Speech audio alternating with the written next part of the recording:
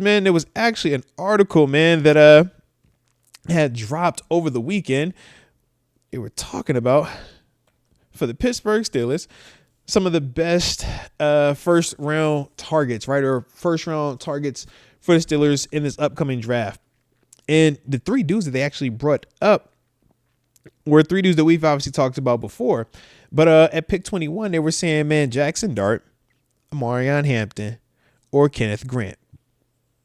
And I'm like, man, that's an interesting trio, right? Could go quarterback, Jackson Dart, running back, Omarion Hampton, or nose tackle / D tackle, Kenneth Grant. Now, all three of those dudes present interesting things, right? Quarterback, because you need a quarterback. We still don't have a quarterback outside of Mason. It's Skylar Thompson. You know, we still feel like we want to add something to that group. And even Omar Khan said he wants to carry 4 into training camp. So we clearly got to add some to that room. So quarterback is obviously something to be considered. But then you talk Omarion Hampton. Now, Omarion Hampton, running back, right? We need that big body, that bruiser, that thumper, that guy that can ultimately replace Najee Harris, but give me a little bit of speed, a little bit of juice on the back end. And we know that's what Omarion Hampton brings. That's why I'm a big fan of his game. But then we start talking about that true nose tackle, the big body day. We ain't had one of them since Casey Hampton, right? Actually, shout out to Big Steve McClendon. Respect. But Kenneth Grant, though, is like, man, that's what that is. That's what he answers. But there is some questions about, is he just a 2-down player? Or is he one of those guys that can be every situation, run downs or obvious pass situations? Can he be a guy that can still be out there? So teams can't minimize his impact. And that's one of the things that we know Coach Tomlin has spoken on before in terms of what he likes about interior D linemen, especially guys he's going to take early. He wants positional flexible guys or personnel flexible, right? Guys that can play base, they can play nickel, they can play dime. The more you can do, the longer you can stay out there, the more valuable of an asset you are. And if we're going to be drafting you early, we want that. We want, that guy that can give us all of that. But that's some of the questions when you're talking about Kenneth Grant. Is he one of those guys? Because you look at some of the people out there, they feel like he's not that.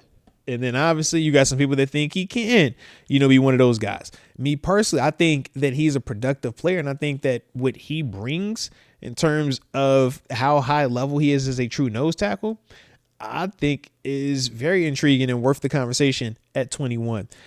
But I also wish I could, be a fly on the wall when Coach Tomlin is in his meeting rooms and they're talking about him in the sense of, do they think he can actually evolve and do, some of that pass rush stuff? Can you keep him out there, or does he have to come off the field every time, or a team's going to be able to say, we're going to play sub package and just keep him on the sideline because he can't play out here as a 3 technique or a 1. He has to be a true nose. Those are, some of the things that I would like to hear Coach Tomlin's opinion on. But to me, man, I think what he brings against the run is definitely worth the consideration. And I also think of how we have smaller linebackers, right? Now, obviously, Malik Harrison, we just brought him in. He's a little bit of a thumper, think more of the Landon Roberts type. But Peyton Wilson, Patrick Queen, those are smaller guys. Those are speedier guys. I want to keep them clean. Big body nose tackle Kenneth Grant can do that. And I think he can do that very consistently, do it at a high level. But that's, some of the things that I'm thinking about when I think of Kenneth Grant. So I'm like with the Omarion Hampton, I'm like, yo, I've been preaching, all right, man, if that's available, go get that. Because to me personally, I think Jackson Dart, the way they keep talking about him, he's going to be going in the top 15. If he's gone that soon, then yeah, Omarion Hampton looks really good to me. You already know how I spoke on Ashton Genty earlier. If Genty were to fall and he's at 21, I'm like, get Genty. I just don't think he's going to fall that far. I don't shy away from the first round running back because I still feel like we have everything in place minus the quarterback. So if I have QB taken care of in the sense of if it is going to be Aaron Rodgers, great. But if not, in Jackson Dart, who we're saying is the third guy of the top quarterbacks right now, is gone, who am I taking at 21 at quarterback, or what other position am I taking just for the simple sake of value? To me, I don't care about the value as much as I care about, can this guy come in here and actually play? Can he actually produce? Because what good does it do me if I'm supposed to get more value from this position, but this player isn't good enough to get a second contract? So yeah, I drafted a more, realistic long-term value position, but this player isn't as good as this player right here. And this dude isn't going to have the same impact, nor is he going to be here long enough to get that second contract. Whereas we know this dude is nice. Yeah, there is risk with playing running back. There's risk with playing all these positions.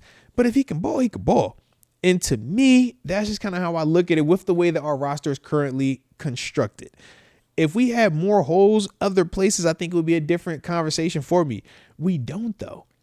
It's like, what other position group am I saying we got to get in the first round right now? We're saying D-line, nose tackle. You really want to draft a nose tackle in round one? Give me a running back over a nose tackle any day in round one.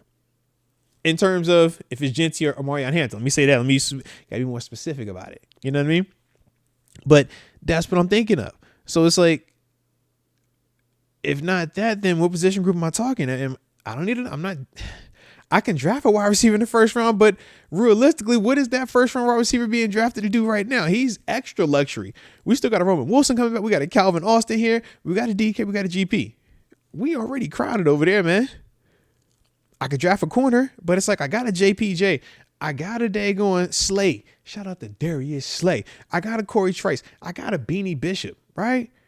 I got pieces. I got some stuff that I feel good about, man.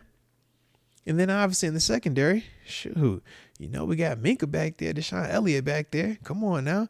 I mean, shoot, low keto. Shout out to Kevin Winston Jr. All right, little KJ. Penn State safety. Had his little pro day out here, man. 4.4, 4.5.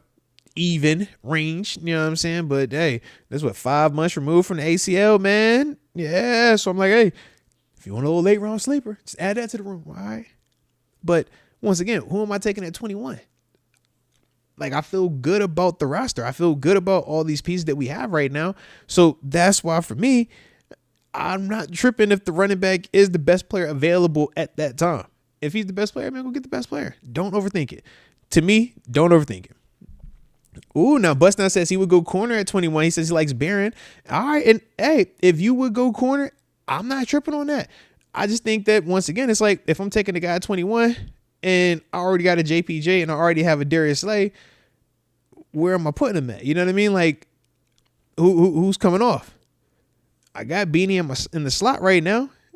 Who's coming off right now? You know what I mean? Corey Trice, like, I think he could push him, he could compete with him, but that's, kind of where I'm at with it. I'm like, I don't hate it, man. He's a heck of a player, and there's nothing wrong with getting just another dope player out into the room and saying, all right, man, sit here, learn from these guys that are in front of you. Darius Slay is a 1 year guy. He'll be gone. Then after that, we turn it over to you. That's fine. But once again, if I'm taking him at 21, it's like, yo, I want you playing. I want you out there. So once again, it's like, that's just kind of how I think of it a little bit. And Bust Out, I get it, man. On paper, yeah, you feel he's better than Beanie. I just need to see it at the NFL level, man. A lot of dudes ball out in college, man. I've seen Beanie make plays in the National Football League. That's all. You know what I mean? So once he comes up and he makes those plays, man, heck yeah, man. I ain't tripping on it at all, but I just need to see it. Just at least one game. Just listen to me one game. Just all. Because you know how the league is, man. All right. Some of these dudes be looking nice in college. They get to the leagues. You're like, hey, bro. But I've seen Beanie. Beanie got tape. Beanie got picks versus Aaron Rodgers. Beanie got picks versus some NFL quarterback. Beanie made plays in the NFL, man. For a whole season, Beanie was our guy. So that's all. You know what I mean? But shout out to him, though, man. Shout out to him.